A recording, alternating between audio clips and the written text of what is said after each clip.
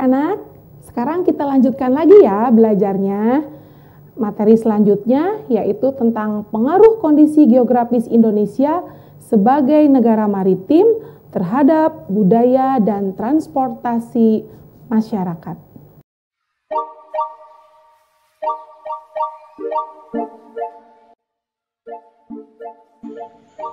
Pada pembelajaran sebelumnya, telah kalian ketahui pengaruh kondisi geografis bangsa Indonesia sebagai negara maritim atau kepulauan terhadap kehidupan ekonomi dan sosial masyarakat.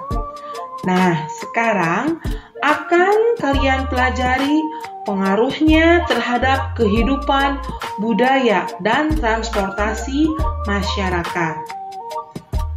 Pengaruh kondisi geografis Indonesia sebagai negara maritim terhadap budaya masyarakat. Kondisi geografis berupa kepulauan yang terdiri atas lebih dari 13.000 dan tersebar dari Sabang sampai Merauke, mengakibatkan beragamnya budaya bangsa Indonesia. Masing-masing daerah atau pulau memiliki budayanya masing-masing yang berbeda dengan daerah atau pulau yang lain. Masyarakat Indonesia terdiri atas ratusan suku bangsa yang tersebar di lebih dari 13.000 pulau.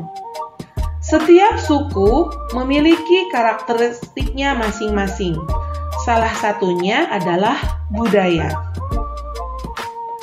Budaya antara suku bangsa satu dengan yang lain juga berbeda-beda, seperti bahasa, adat istiadat, tradisi, sistem kepercayaan, dan sebagainya. Ciri keragaman budaya lokal Indonesia dapat dilihat dari hal-hal sebagai berikut. 1. Keragaman suku bangsa. Nenek moyang bangsa Indonesia berasal dari Yunan, Cina Selatan. Mereka berimigrasi, kemudian bercampur dengan penduduk indigenous dan Indo-Aryan dari Asia Selatan. Kemudian terus berkembang hingga membentuk suku-suku bangsa.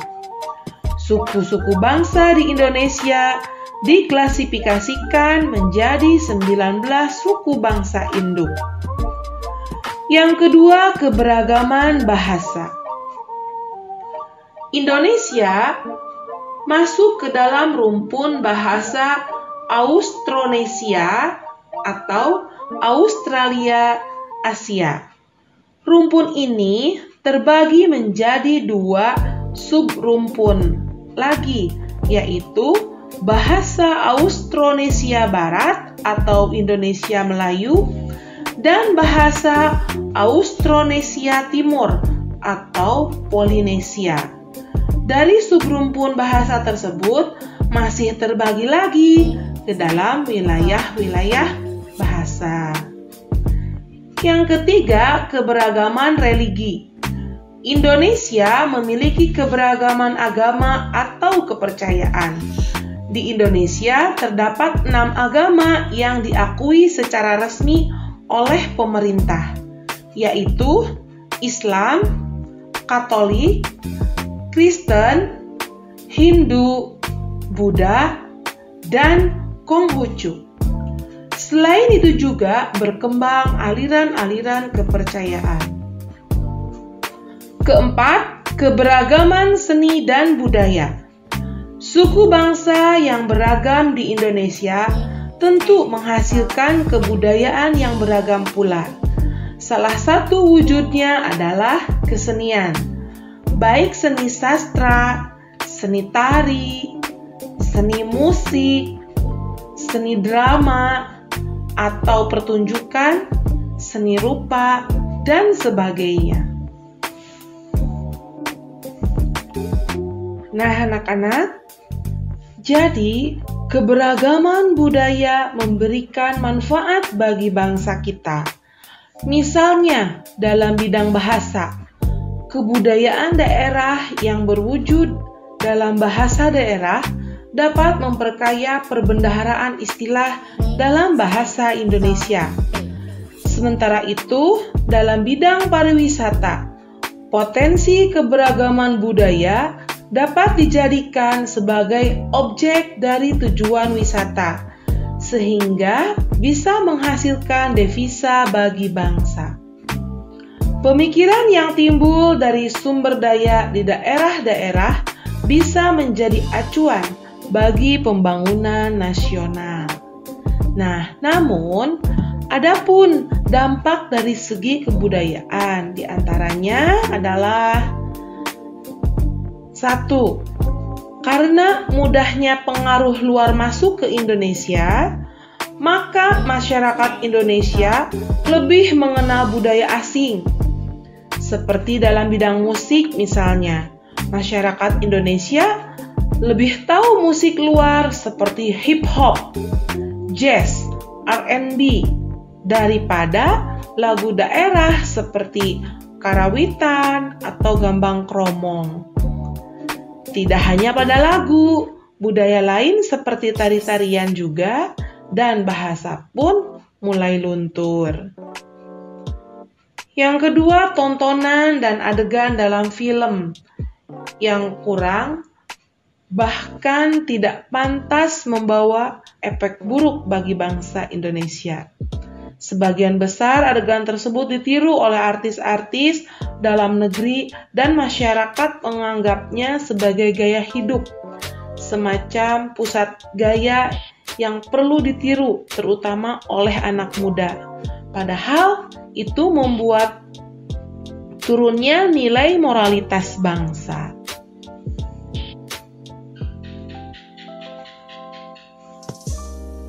Anak-anak, kebudayaan di Indonesia itu terdapat budaya yang benar-benar asli Indonesia dan ada budaya yang hasil dari peleburan budaya dari luar negeri. Nah, kalian ingin tahu perbedaannya? Nah, Ibu akan tampilkan contoh kesenian yang benar-benar budaya asli Indonesia dan kesenian budaya peleburan dari luar negeri. Mari kita saksikan. Reog Ponorogo. Reog Ponorogo merupakan sebuah kesenian dan kebudayaan dari Jawa Timur. Sejarah Reog Ponorogo dimulai sejak tahun 1920-an yang merupakan tarian tradisional dalam arena terbuka yang berfungsi sebagai hiburan rakyat.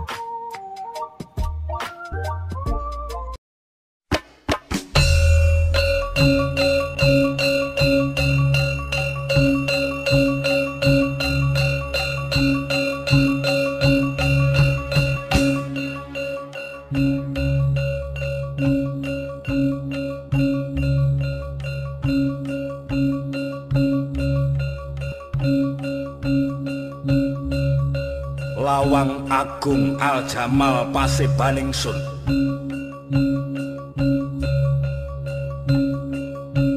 Lair batin wis gambuh ing jiwaningsun.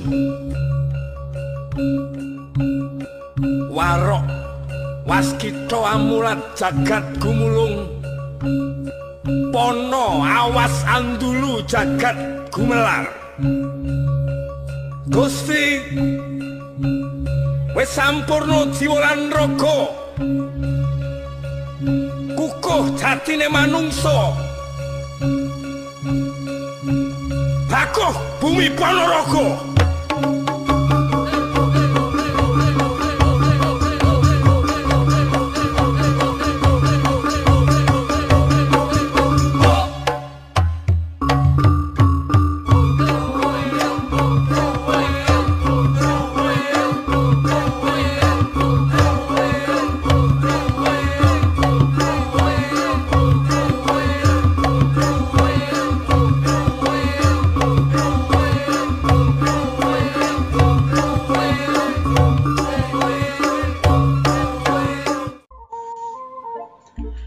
Kesenian barongsai. Barongsai berasal dari Tiongkok. Tarian barongsai kini menjadi salah satu tradisi di Indonesia. Kini, kalian bisa melihat kelihayan para penari barongsai tidak hanya dalam perayaan Imlek dan Cap Gomeh saja, tetapi juga pada hajatan-hajatan kaum Tionghoa atau perayaan besar lainnya.